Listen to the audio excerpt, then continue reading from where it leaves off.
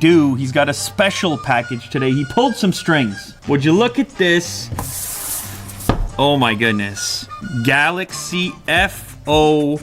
I mean, this is highly anticipated. Let's be honest. This is the one people have been waiting for. I've been waiting for myself. I talked about this thing a lot, and now it's here. It's in front of me. This is a leap in a completely different direction. The slender phone and then the flip out scenario into an almost tablet-like experience. How's it gonna work? How's it gonna function? I don't know. What better way to find out than to jump in the box, get the hands-on experience, slide this out.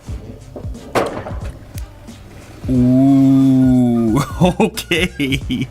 Here we go. It's the box in the box. There's a number of combinations you can get. This one in front of me, silver with space silver hinge. Okay.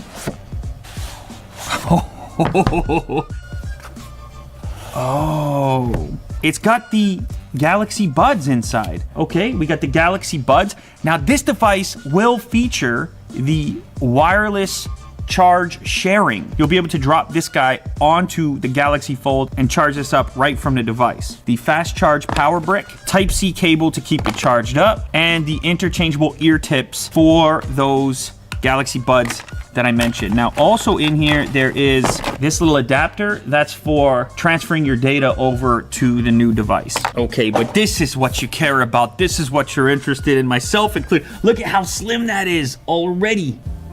Oh, this of course is the full-fledged Galaxy Fold right there. Oh man, that's wild. Real quick. What? Jack, you never saw that before. Let's be honest here, okay? That's your phone. Or it's your tablet. What? We're talking here about OLED. If you didn't have OLED, you're not folding displays. You can see on the front here, 2 forward-facing cameras. We flip it around to the back. You see a triple camera setup in this location. So we've got a wide, ultra wide, and telephoto. This is already such an unusual experience with both, like holding it with both hands. Now we're catching our first glimpse actually at the keyboard, and you see you get this split layout. There's a lot of different ways to unlock this device. Face recognition, fingerprint, pattern, pin, password. Let's give the fingerprint a go here. So fingerprint scanner right there, Jack. It's a side-mounted scanner reminiscent of the Galaxy S10e. Scan in my thumbprint. All right, I think we're in. It's booted up. This is that's what you're looking at there. Now you can see the butterfly wings. What do wings do? They flap, they fold. So does the device, of course. Close it up for a minute. So this is a 4.6-inch display.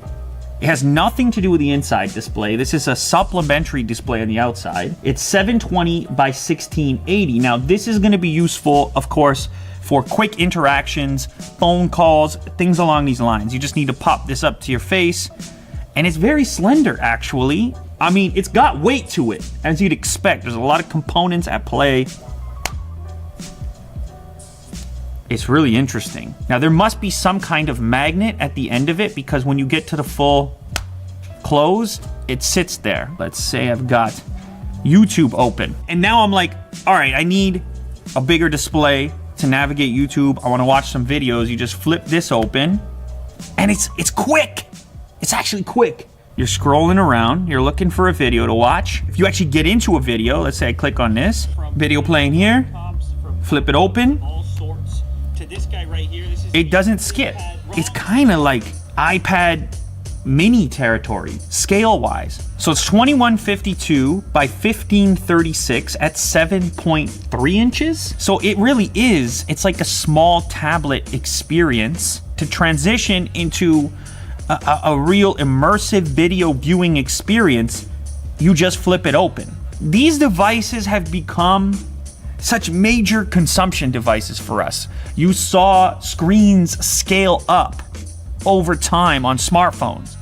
Back in the day when the original Note series came out, everyone was like, that's crazy. People were like, no one's gonna put that in their pocket. And then inevitably, people did. Now it's commonplace to see somebody sitting on a couch with their smartphone sort of cranked up in front of their eyeballs in an uncomfortable position. But now, when you go all the way to this form factor right here, and you're kind of in small tablet territory, that entire experience has become less uncomfortable. Like a YouTube session on this thing is a totally different proposition than a YouTube session on a smartphone as it currently stands. But as far as I can tell, I mean, this is the biggest video watching experience I think I've ever had on a phone. It's super easy to hold, like you're holding it like this. This is real life now, guys. This is what it's gonna be on the street, on the bench, in the public transit. It's a whole new thing, and you're gonna notice it from a mile away. I think this thing has fully engaged the sci-fi Lou right now. But what we're looking at is the convergence of these various devices into a singular device. Can this thing get to a point where it can legitimately replace the laptop as well? This is a real future. I'm convinced. Now keep in mind, like we said before, you close it down, it's like closing a laptop. It's ready for the pocket. And it's slender. And it's real fancy looking. This is a double tap to wake this up on the outside, like this. But then over here to unlock it. And then this is your screen off switch. And fingerprints unlock. When I'm out on the street, when I'm out just living life, how often do I transition between the two modes? I would think I could get by through a lot of scenarios in the clamshell. You're surfing the web, you know? You hit up Twitter. You're just, it's a whole different thing going on. It's definitely expensive. We should talk about that. I mean, it's $1,980. Well, USD. It is a powerhouse though. 12 gigs of RAM in this monster. Snapdragon 855. It's got a 4380 battery. I really think it's the future. It's crazy to say. I didn't know I was gonna say it. This is some futuristic stuff. The 12-year-old me, like, holy moly, man. Like, just when you thought things were getting stagnant, and now that's real. Now that's a thing. That's a thing going on. Now, I do need to say, it's very important, okay? I do need to say, you can see where the display folds over. It depends on the background as well. I made videos on this. I expected this to be the case. And the truth is, I don't care. I don't care at all. This is magic. Ranting and raving aside here, it's still got a camera. Oh my God, look at the camera.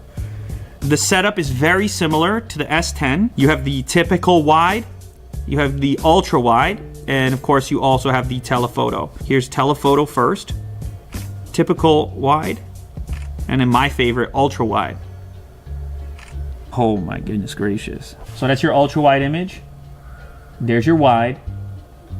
And there's your telephoto. And as you can see, you can compose just like this, just like you normally would. Lot to grip onto there. So you can see in landscape, I can go ultra wide, quick, standard wide, quick, telephoto, quick, and then I can fold it out and I'm still in the camera module. Interestingly enough, the same cannot be said for the front-facing cameras because, of course, we have 2 units here and a single unit on the outside. Now we have a selfie, a slightly wider image, and a slightly closer one. Very nice. Wow.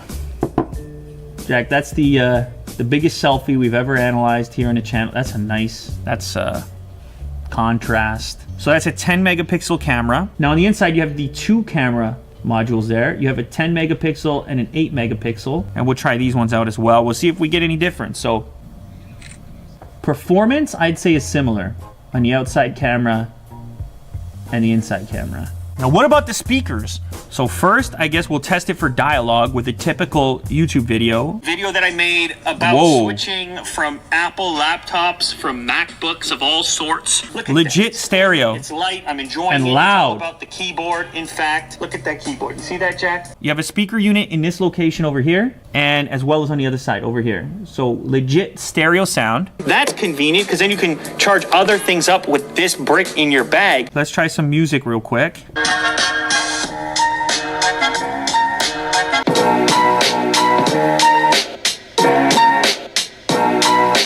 It's got a crispy sound, it's detailed, and you got sound on the left and right side. You actually have legit stereo separation, which is so unusual in the smartphone space. I mean, that's really impressive. I'm happy with that. What can we really say about it? You come into this thing, you want to be skeptical. It's your job to be skeptical. And of course, I can find a way to do that because of the price. It's still very expensive. It's almost $2,000. And I realize not everybody's gonna be able to splurge and spend 2Gs. But you want to frame it a little bit differently. You can say, what if that individual is in the market for a tablet and a phone? I gotta say, just as a tech fan though, I mean, it's so refreshing to look at something that's so different, a completely different take on something that you're so used to. And then in the other departments where it just has to be a phone, first and foremost, it's kind of like a repackaged S10, which, I mean, you already know, one of the best phones out there. You guys have watched enough videos to know it's coming through, right? The excitement level, it's coming through or it's not.